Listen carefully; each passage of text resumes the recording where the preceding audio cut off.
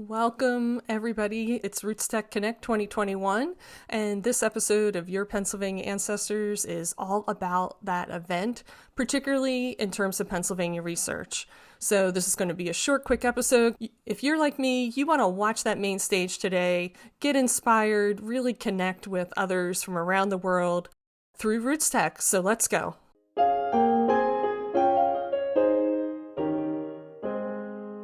RootsTech Connect is put on by Family Search, and it's really meant for the members of the Church of Latter-day Saints, but they make it open to everyone. And if you are at all interested in genealogy or family history, this free event is something you don't want to miss.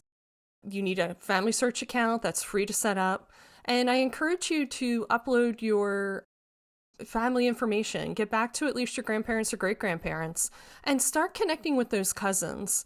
I uploaded my GEDCOM for the first time, I'm embarrassed to say, just a week ago, into Family Search, and I actually connected with some fourth cousins, ones that are still living in Europe, and my family members were, in most cases, the only family member from that family that traveled over to Pennsylvania or the United States in general. And it's fun. It was so fun to chat with these folks through the Family Search Messenger app. I got to get a little bit of backstory about my ancestors' family and the towns that they lived in. And that ability to message your cousins through the Family Search capabilities during RootsTech is only for February 24th, 25th, and 26th. So hurry up. I'm releasing this episode on February 25th. If you're not connecting with cousins, great opportunity to do it. You have another 24 or 36 hours, so you can hop on it. If you need help, shoot me a message at paancestors.com. Once you have that Family Search account set up and you're messaging cousins and waiting for the replies, be sure to check out the main stage events that are going on. These are speakers from a variety of backgrounds meant to inspire you to keep pursuing that family history and really give you some energy and vision for what it means to be a family historian. These presentations are always so great every year. Some are funny, some are sad. They're just very human, so check those out. And then what's going to be available to us for another whole year is what I'm going to tell you about today. I'm going to give you some quick screenshots. If you're watching this on YouTube, you're going to love this, of 4 sessions that you don't want to miss if you're doing Pennsylvania research. So here's the ones for Pennsylvania to check out. Now, to search for the sessions, go to the session tab and then be sure to type in what you want. And in this case, we're going to type in Pennsylvania. The first comes up here is Lee Arnold with the Historical Society of Pennsylvania. He actually is in the building, which is nice to see, and is giving you an overview of the resources that they have there. So when they reopen after the pandemic, you'll be able to know exactly what to get. You'll also want to check out the episode with Lee Arnold, episode 2 of this podcast, the Historical Society of Pennsylvania. It's a very fun episode where he goes into the resources at the Historical Society of Pennsylvania. It's fun that in this RootsTech session, you actually get to see his face, because at the time I wasn't doing videos, so you didn't get to actually see Lee, and he's wonderful.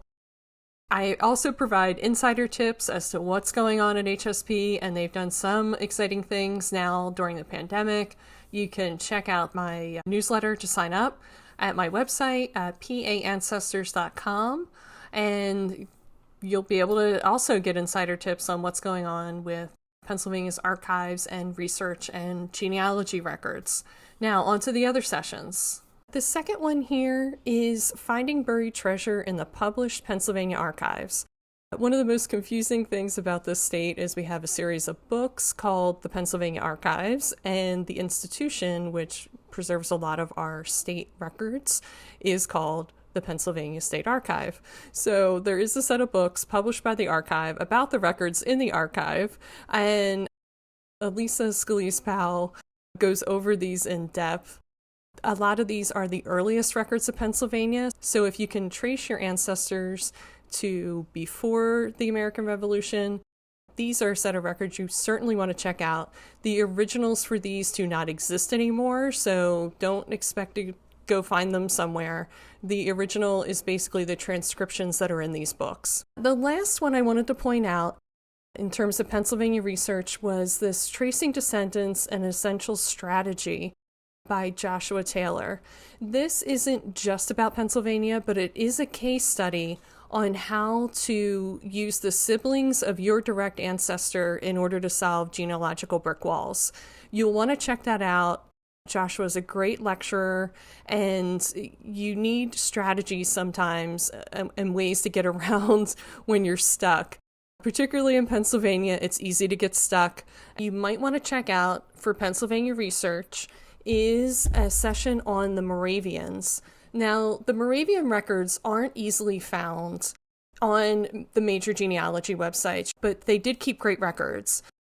And if your ancestors lived in Pennsylvania, they might have been practicing Moravian. So this session by Lynn Broderick covers both the history of how the Moravians began, as well as what kinds of records they kept. Church records are an underutilized resource for a lot of genealogists.